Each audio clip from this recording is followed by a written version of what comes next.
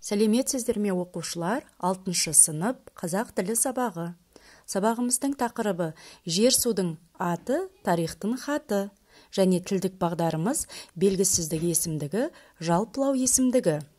Сабақтың мақсаты мәтінне негізгі және қосымша детальді ақпаратты анықтау, түсіндіру, сөйлемдегі есімдіктің қызметін түсіну, есімдікті зат есім, сын есімнің орнына қолдану. Оқушылар, миға шабуыл әдісі бойынша мына сұрақтарға ауызша жауап береміз. Сен өз туған жеріңдегі өзен атауларын білесің бе? Жер су атаулары туралы қандай аңыздарды, әңгімелерді, өлең жырларды білесіңдер? Келесі тапсырма, оқушылар, оқулығымыздағы 3-ші тапсырмаға назар аударамыз. Суретке қарап ой толға. Қарамен берілген сөздерге назар аудар. Бөлмеде кім бар? Бұл заттардың барлығы осы бөлмеде неге тұр? Кейбір заттар неге олай орналасқан? Әлде біреулер оны шашып кеткен бе? Бөлмеде білініп қалған заттар бар ма?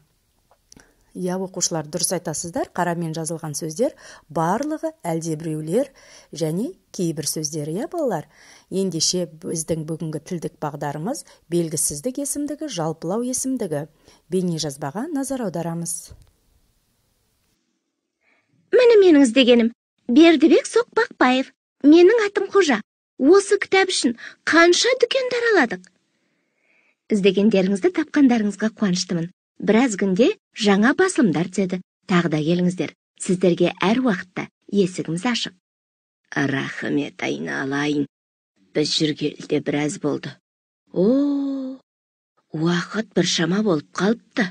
Белгісіздік есімдігіне біреу, кейбіреу, бірдеме, әркім, кейбіреу, әрне, әлдегім, әлдене, кімдегім, бір, қайсы бір, кейбір, қайсы біреу, әрбір, қайбір, бірнеше, әлденеше, біраз, әрқалай, әлдеқалай, әлдеқайда, әлдеқашан, әлдеқайдан, әрқашан деген сөздер жатады.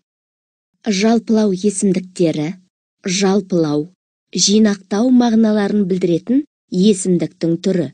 Мысалы, бүгін барлық мектептерде күміс қоңырау сылдырғақты. Сәлем, қалдарың қалай? Сәлеметсіңдер ме? Қайдан келесіңдер? Біз сендерге келе жатырмыз.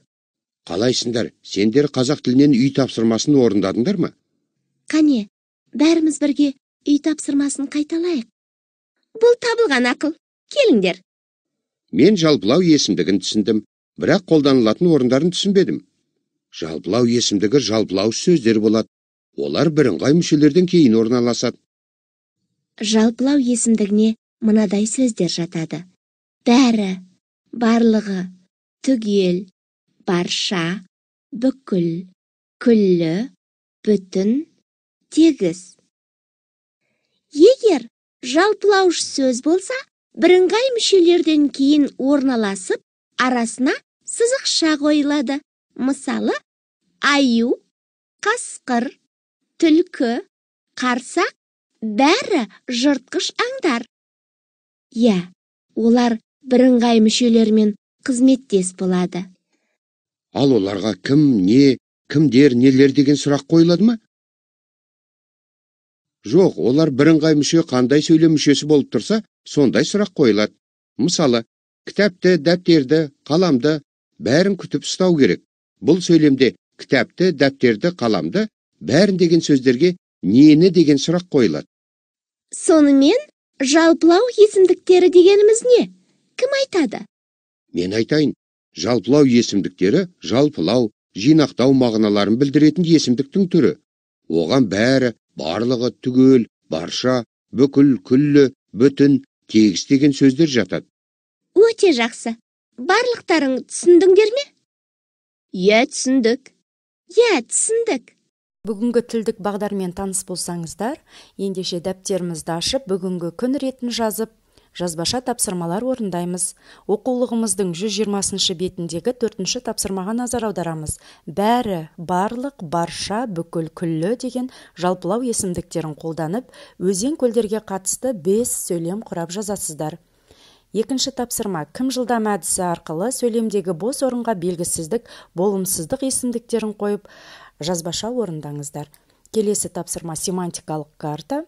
Есімдіктер берілген, міне осы есімдіктердің түрлеріне ажыратып жазасыздар. Сабағымыз аяқталды, сау болыңыздар.